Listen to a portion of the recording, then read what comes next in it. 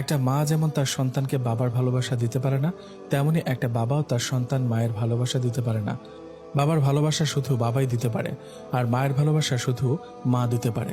আব্বা বলল, তাহলে কখন যাচ্ছিস? বিকেলে যাই আব্বা। ঠিক আছে। আমি প্রান্তিকে কোলে নিয়ে আমার ঘরে গিয়ে শুয়ে পড়লাম, আর প্রান্তিকে আমার দুই পায়ের পাতার উপর রেখে হাঁটু ভাঁজ করে ওঠানামা করতে লাগলাম। প্রান্তির কথা এখনো ঠিকভাবে স্পষ্ট না, অনেক কথা মুখে উচ্চারণ করতে পারে না। আমি যখন প্রান্তিকে ওঠানামা করছিলাম, প্রান্তিক খিলখিল করে হাসতে থাকে। এই হচ্ছে ছোট বাচ্চা, ওদের কোনো কিছু নতুন শেখালে সেটার জন্য পাগল হয়ে যায়। ওদের যদি উপরে ছুড়ে দিয়ে আবার দুই হাত দিয়ে ধরেন, প্রথমে কান্না করলে পরে যখন ধরবেন তখন ইচ্ছা মতো হাসতে থাকে। তখন তার মনে একটা বিশ্বাস থাকে তার বাবা মা ভাই বোন আত্মীয় যে বা যাই করুক না কেন তার কোনো ক্ষতি হতে দিবে না, তাই সে বারবার সেই কাজগুলো করতে বলে। প্রান্তিকে এবার আমার বুকের উপর বসালাম। সে আমার বুকের উপর বসে গাড়ি চালাতে লাগলো। আমি পকেট থেকে ফোন বের করে ভাইয়াকে ফোন দিলাম। ভাইয়া বলল, কিরে অসময়ে ফোন দিলি যে? না মানে ভাইয়া, একটা কথা জানার ছিল। বল, কি কথা? আমার কাজ আছে। তুমি যে ডিভোর্স পেপার নিয়ে সুপ্রিয়াদের বাসাতে গিয়েছিলে, ওরা কিছু বলেছে? সুপ্রিয়ার বাবা মা একটু মন খারাপ করলেও ওর ভাইয়া খুশি হয়েছে। সুপ্রিয়ার ভাই আমাকে বলেছে আমরা ডিভোর্স পেপার না দিলে তারাই নাকি পাঠিয়ে দিত, আর ওরা সুপ্রিয়ার জন্য ছেলেও দেখেছে। এতে নাকি সুপ্রিয়ার অমত নেই। আমি বললাম, সুপ্রিয়া কি নিজে বলেছে ও অন্য কাউকে বিয়ে করবে? তা তো জানি না, আমার বন্ধু মানে সুপ্রিয়ার বড় ভাই তো সেটাই বলেছে আমাকে। সত্য মিথ্যা ওরা ভালো জানে, আর সুপ্রিয়ার মতামত ছাড়া তো ওরা এগোতে পারবে না, তাই না? তুই সুপ্রিয়ার চিন্তা বাদ দে। বাবা মা যার সাথে তোর বিয়ে ঠিক করেছে এখন তাকে নিয়ে ভাব। আমি তোর ভাই হয়ে তোর ক্ষতি করেছি রে। তোর সাথে যদি সুপ্রিয়ার বিয়ে না দিতাম তাহলে আজ তুই নেশা করতি না, রাত করে বাসায় ফিরতি না। আমি বললাম, আমি নেশা করি তুমি কেমন করে জানলে?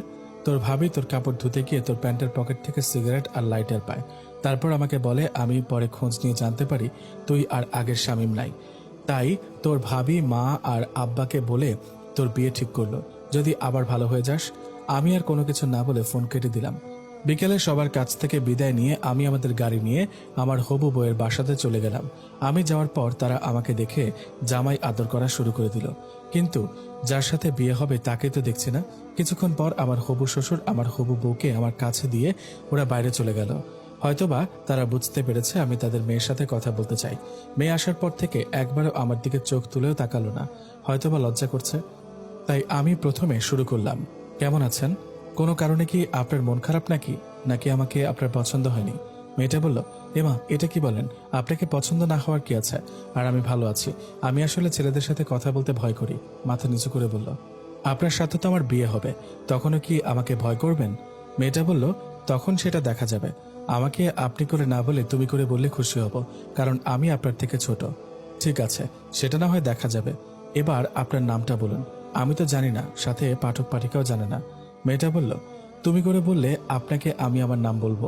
আচ্ছা, সেদিন তো আমাকে দেখতে এসেছিলেন, শুনেন নাই নাম? আসলে কি যে বলবো তখন অন্য চিন্তায় ছিলাম, তাই খেয়াল করিনি। মেয়েটা বলল, আবারও আপনি করে বলছেন? সরি, বলো তোমার নাম। আসমা আক্তার অনন্যা। আমি আসমা বলতে পারবো না, অনন্যা বলে ডাকবো। আপনার যা ভালো মনে হয়। তো তোমার পড়াশোনা কি খবর?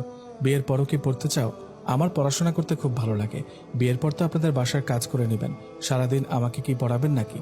আমি তো টিভিতে দেখেছি বড়লোকের ছেলেরা গরিবের মেয়েকে বিয়ে করে তাদের বাসার কাজের মেয়ে বানায়, নয়তোবা বিক্রি করে দেয়। এবার বুঝলাম মেয়েটা একটু পাগল টাইপের। সে কোনো না কোনো কারণে মেন্টালি আঘাত পেয়েছে, কারণ ইন্টার পড়ুয়া কোনো মেয়ের কথা এমন ছোট বাচ্চার মতো হতে পারে না। তোমাকে কি একবারও বলেছি তোমাকে দিয়ে আমার বাসার কাজ করাবো বা তোমাকে বিক্রি করে দিব? এগুলো বলা লাগে না, আমি টিভিতে এসব দেখি। যদি গরিবের মেয়েটা রাজি না হয় বিয়ে করতে, তাহলে তাকে জোর করে গুন্ডা দিয়ে তুলে নিয়ে যায়, আর নিয়ে গিয়ে মেয়েটাকে মারে, পরে মেয়েটা গলায় দড়ি দিয়ে মরে যায়। আচ্ছা, তাকে না হয় গুন্ডাগুলো এক এক করে মেরেছে, তাই বলে মেয়েটাকে মরতে হবে? আরে ভাই, এখানে কোন মারার কথা বলেছে বুঝেছেন? না বুঝলে কিছু করার নাই, বুঝলে বুঝবা, তা না বুঝলে। আমার মন বলছে মেয়েটা কোনো না কোনো কারণে খুব ভয় আছে। তাই ঘরের বাইরে এসে শ্বশুরকে বললাম, সরি হবু শ্বশুর, আমি অনন্যাকে নিয়ে কোথাও থেকে ঘুরে আসতে চাই। তখন হবু শ্বশুর বলল তার গ্রামের বাড়ি থেকে ঘুরে আসার জন্য, সেখানে নাকি তার টিন শেডের বিল্ডিং পড়ে আছে। প্রতি সপ্তাহে আমার শ্বশুর সেই বাড়িতে যায়, আর তার চাষের জমি আর পুকুর বর্গায় দিয়েছে সেগুলো দেখতে। পরের দিন আমি আর অনন্যা গাড়ি করে তাদের গ্রামের বাড়ি কিশোরগঞ্জ যেতে লাগলাম।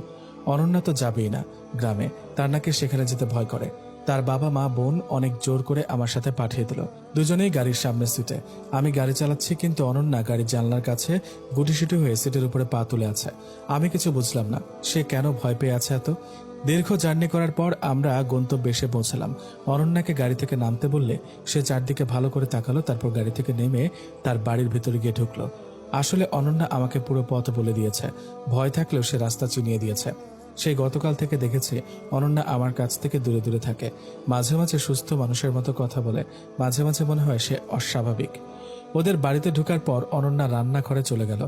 আমিও ওর পেছন পেছন গিয়ে দেখি রান্নাঘরে রান্না করার সব জিনিস আছে। তার মানে ওর বাবা আসতো বলে এসব আগে থেকে রেখে দিয়েছে।